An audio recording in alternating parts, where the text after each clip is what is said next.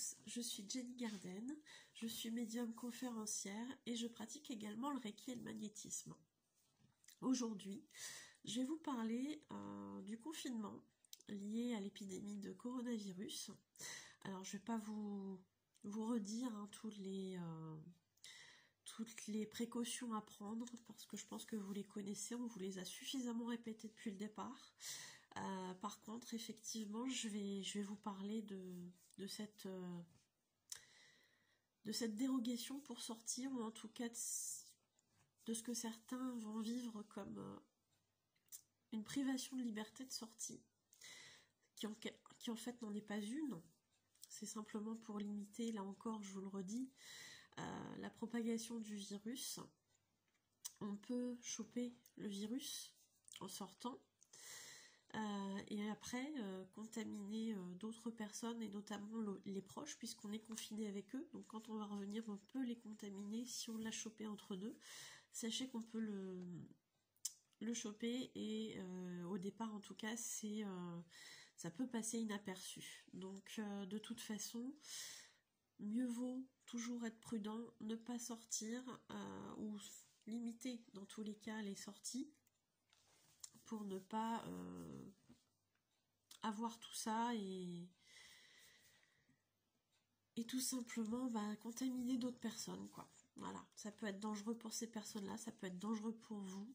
Donc à partir du moment où vous tenez à vos proches, eh bien je dirais il faut être prudent au maximum. Donc, je vous le disais, ça peut être vécu, cette situation, ce confinement, comme quelque chose qui nous prive d'une liberté. Seulement, on n'est pas privé de liberté puisqu'on limite seulement nos sorties. Alors effectivement, on ne peut pas aller partout. Effectivement, ça ne peut pas durer 3 heures, ça ne peut pas durer toute la journée. Mais on a quand même cette possibilité-là. Donc, voyez toujours le verre à moitié plein plutôt que le verre à moitié vide. C'est important, restez positif, c'est quelque chose qui va vous aider grandement à supporter ce confinement.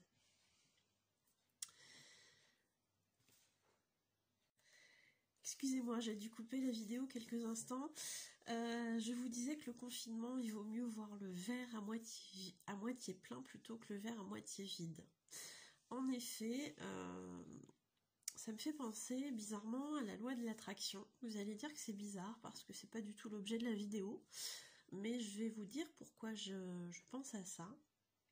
En fait, combien d'entre nous a pensé ces derniers temps, et voire même depuis plusieurs mois, plusieurs années, qu'il aimerait tellement que le temps s'arrête parce que on n'a pas le temps dans cette vie qui est un petit peu métro boulot dodo, de penser à soi déjà d'une, de se faire plaisir, d'avoir des moments pour soi, mais aussi des moments pour sa famille, pour profiter ensemble. Il est vrai que cette vie que nous menons sur un rythme effréné, on n'a jamais le temps de rien. On profite jamais. On s'occupe de tout ce qui est obligatoire, de toutes nos contraintes, des choses qui ne sont pas forcément plaisantes à faire, mais parce qu'il faut le faire, on le fait. Et puis on arrive le soir, on est fatigué, on n'a pas le courage de faire telle chose, de profiter. Et toute la semaine passe comme ça. On arrive sur le temps du week-end où on se dit « Ah chouette, je vais pouvoir faire ci ou ça ».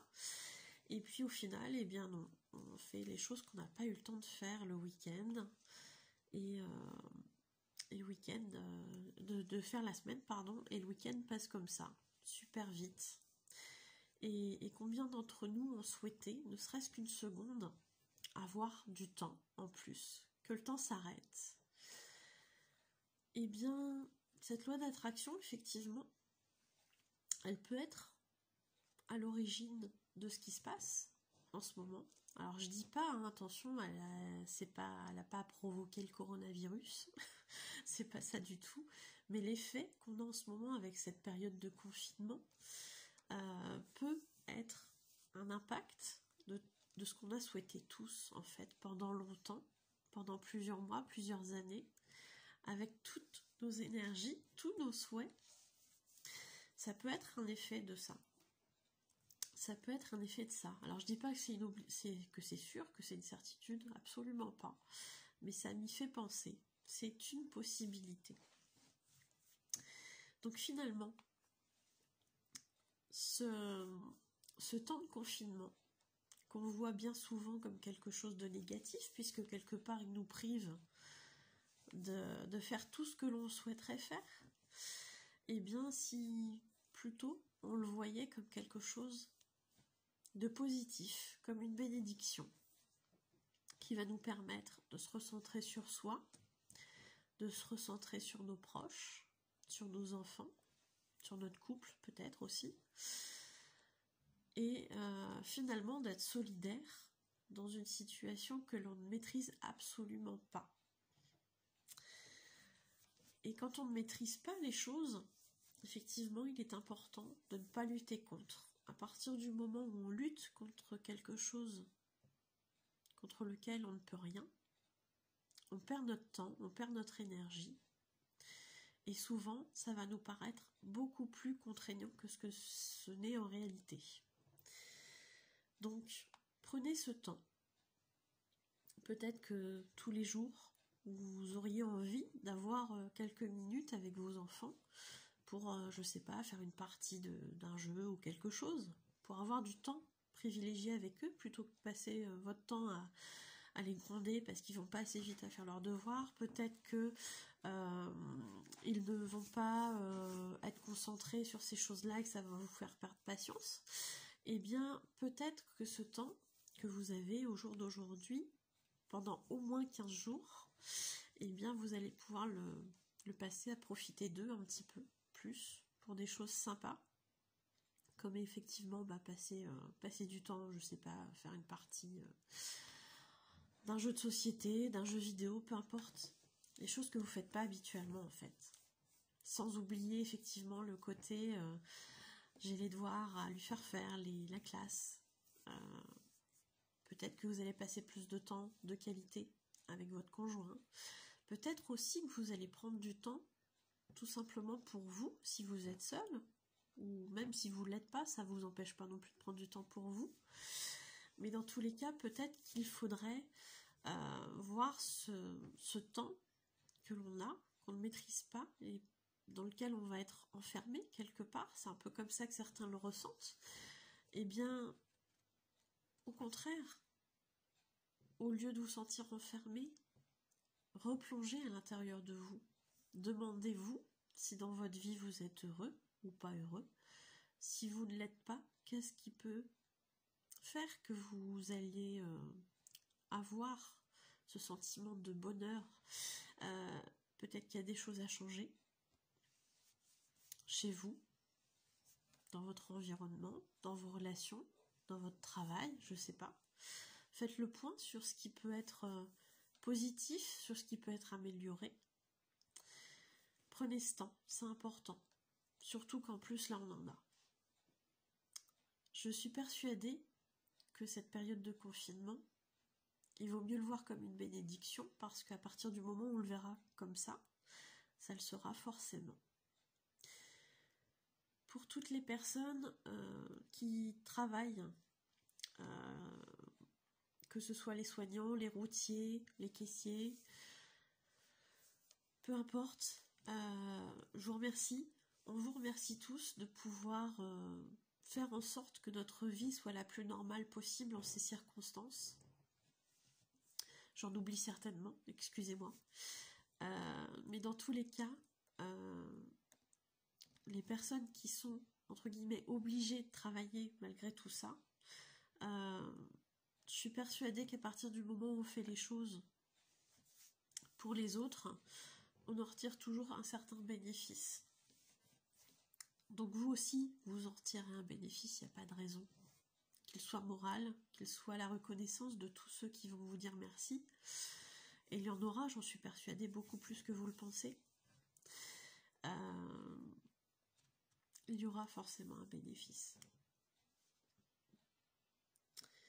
Plongez-vous, pour ceux qui sont bloqués à la maison, dans des activités qui vont vous faire du bien, qui vont faire augmenter votre taux vibratoire et qui vont vous permettre de mieux supporter ce confinement. Ça peut être danser, chanter, faire des jeux, je sais pas, tout ce que vous voulez.